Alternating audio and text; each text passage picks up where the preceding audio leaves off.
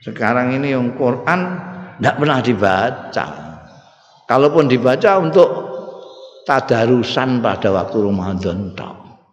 Iku wae cepet-cepetan bersaing karo supir bis. Nggo bangga-banggaan sakulan katam ping pindho ping telu ngono kuwi. Baca pun tidak sampai dimaknani. Dimaknani pun tidak sampai dimurati. Dimurati pun tidak sampai dipahami. Dipahami pun tidak sampai dihayati. Dihayati pun tidak sampai diamalkan. Jadi saiki delok nggih contoh aja, contoh kecil. Kamu sudah baca Quran ini sudah berapa kali?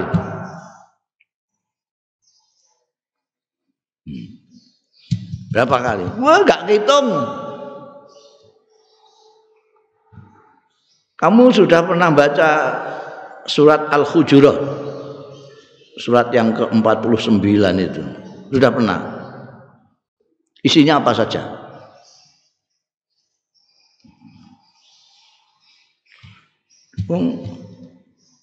Yasin aja orang membaca paling kerep itu Yasin. Itu aja nek ana kematian paling cepat malam Jumat gitu. Surat Kahfi juga gitu.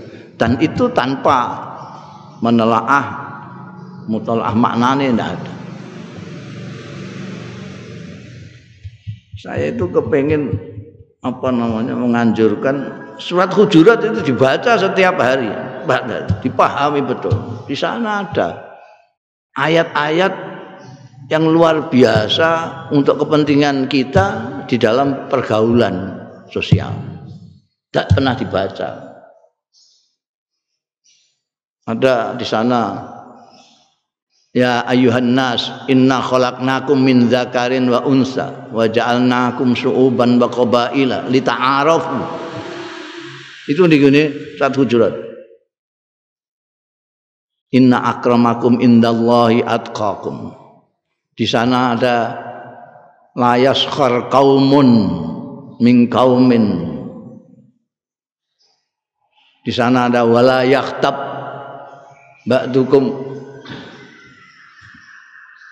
Itu banyak sekali enggak diwaca. Buktinya enggak diwaca. Terus saiki akeh sing tidak saling memahami dengan orang. Sekarang ini orang saling mengolok-olok orang juga biasa. Wa talmizu ampusakum bil alqab. Ini sekarang sudah wong Islam kabeh iku, arang-arang sing ora Islam. Do wadan-wadanan itu. Apa mereka enggak baca? Antara dua. Atau mereka enggak baca, atau mereka mengabaikan pedomannya sendiri. Kan gitu. Kesimpulannya cuma dua. Wala yaktab ba'dukum ba'da. Mereka membaca itu rasana menjadi tren. Malah didadekno acara, mata acara TV ya. Ya tabaktum ba'da. Ayo khibbu ngantek begitu Al-Qur'an. Ayo khibbu ayakula lahma akhi maita fakarihtum.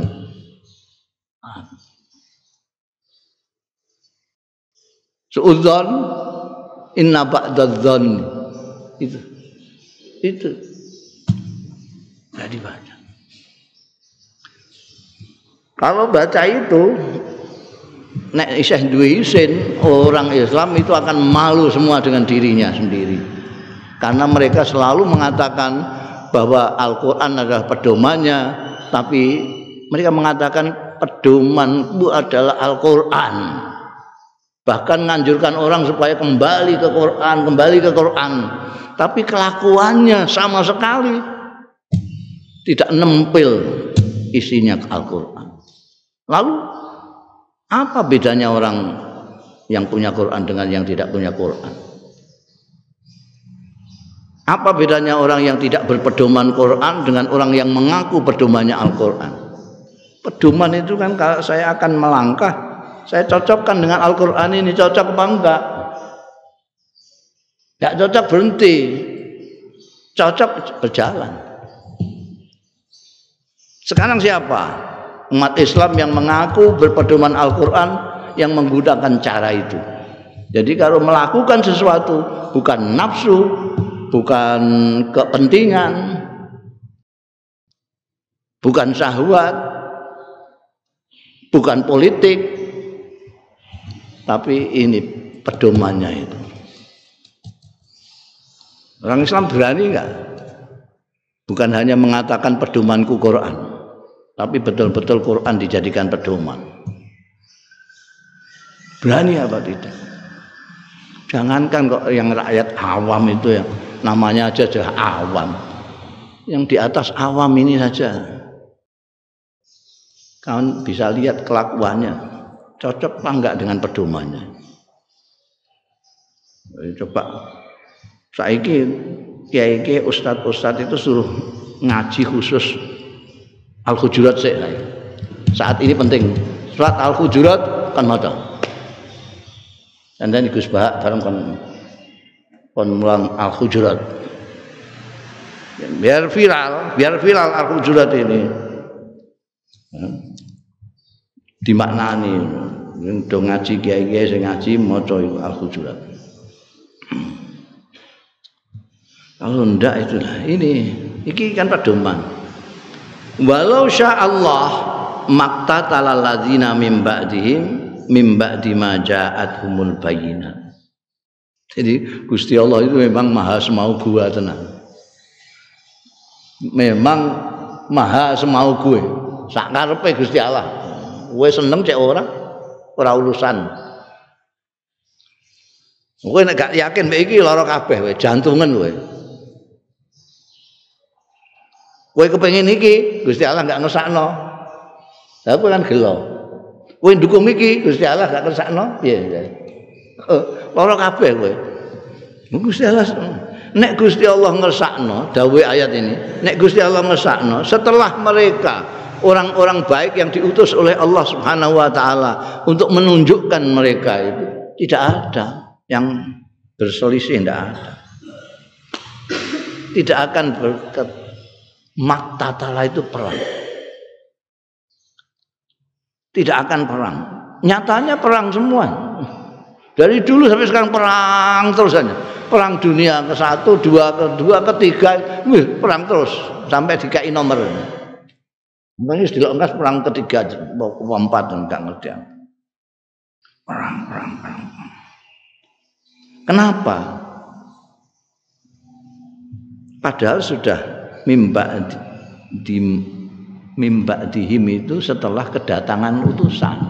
Utusan semua itu utusan dari Allah Subhanahu wa taala. Mulai Nabi Adam, Nabi Nuh, Nabi Musa, Nabi Isa, Nabi Muhammad sallallahu alaihi wasallam, semuanya Allah yang utus. Jadi ajarannya sama baiknya, tidak ada yang buruk. Tapi kenapa lalu berbeda-beda? Mimba dihim. Kenapa? Setelah ja'at humul bayyinat, penjelasan dari rasul-rasul itu bukan hanya penjelasan para utusan itu saja, tapi dikuati dengan kitab dari Allah Subhanahu wa taala. Ada Zabur, ada Taurat, ada Injil, ada Al-Qur'anul Karim. Ini jelas sudah turun semua. Kenapa mereka itu berikhtalafu? Mereka berselisih.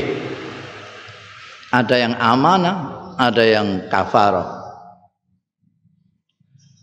Mengapa mereka iktatala? Perang itu dimulai dari perselisihan.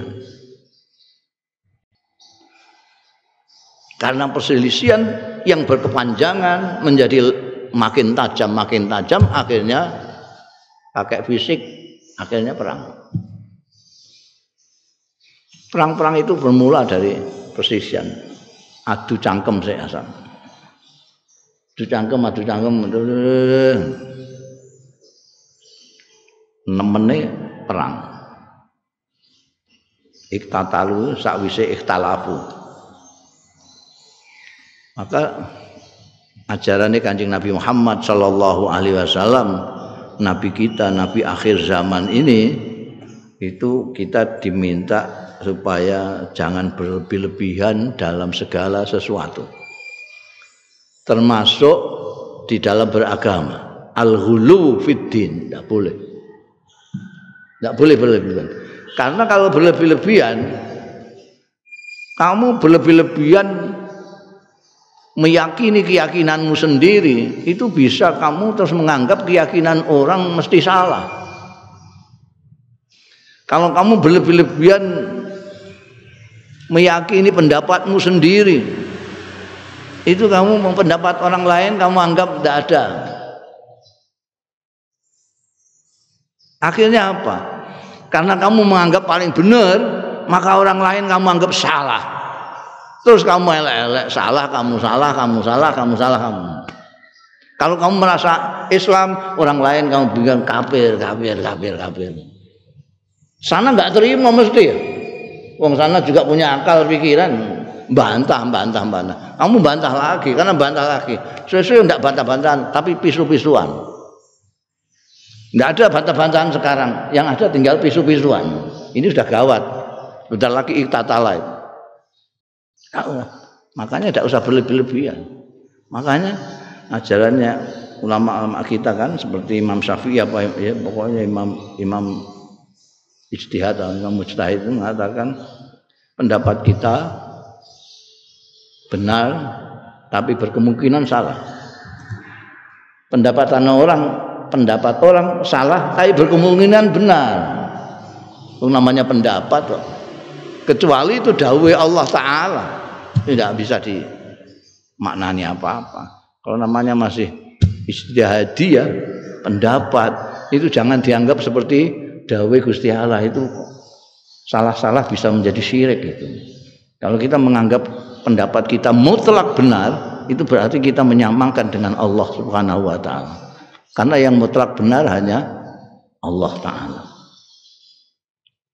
Mengapa kita memutrakkan diri kita sendiri? Karena kita berlebih-lebihan menyintai diri kita sendiri, pendapat kita sendiri, keyakinan kita sendiri. Seolah-olah orang lain salah semua. Ada orang mengkafirkan orang lain karena dia merasa paling top, kayak orang Khawarij itu. Semua orang dianggap kafir semua, kecuali dia. Itu nggak mikir itu. Lah nek ndikne tok sing iku kan swarga kan komplang. Isine mau ndikne tok. Rumangsane swarga iku koyo sak omahe ndikne ngono piye. Sing mlebu swarga ndikne tok mergo sing liyane sesat kabeh. Padahal swarga iku ardhas samawati wal ardh. Orang tanya. Jadi itu walau sa'allah maktatal. Itu tekan kono ke sepadha. Wae Gusti Allah ngesakno ngono iku piye? Jadi wene pusing-pusing mikir Gusti Allah pancen ngesakno ngono. Repot. Jadi apa intinya? Jadi semuanya ini Gusti Allah. Kita jangan lupa semuanya Gusti Allah. Kita nyuwun mbek Gusti Allah, aja kok pendapatmu sendiri aja. Gusti Allah itu yaf'alu ma yurid. Nek kendake Allah padha karo kendakmu ngono ya enak. Nek durung ngerti ya. Mergo go ngerti kowe njaluk. Kowe njaluk mbek Gusti Allah. Itu pentingnya njaluk ning Gusti Allah karena Gusti Allah itu yaf'alu ma yurid. Allah itu yaf'alu ma yurid. Ora kok yaf'alu ma aradtum gak. Sing mbok karepno terus dituruti Gusti Allah. Amin. Tapi kalau kita itu dekat dengan Gusti Allah, itu bisa-bisa Gusti Allah nuruti kita. Gusti Allah yang semau gue itu menjadi menuruti kemauan kita. Jadi supaya kita selamat daripada apa namanya apa-apa yang tidak diinginkan, yang kita tidak inginkan. Gusti Allah itu dawuhna faminhum man amana wa minhum man kafara. Orang yang amanah karena hidayahnya Allah. Man kafara tidak dapat hidayah dari Allah. Maka kalau kita mendapat hidayah, kita bersyukur kepada Allah dan selalu memohon kepada Allah untuk selalu diberi hidayah, taufik dan hidayah. Jangan mentang-mentang lalu sedikit-sedikit saya, sedikit-sedikit saya. Kalau saya menghendaki begini harus jadi. Kalau calon saya mesti harus jadi. Enggak, jantungan gue. Ya. Ini walakin Allah yaf'alu ma yurid. Wallahu a'lam.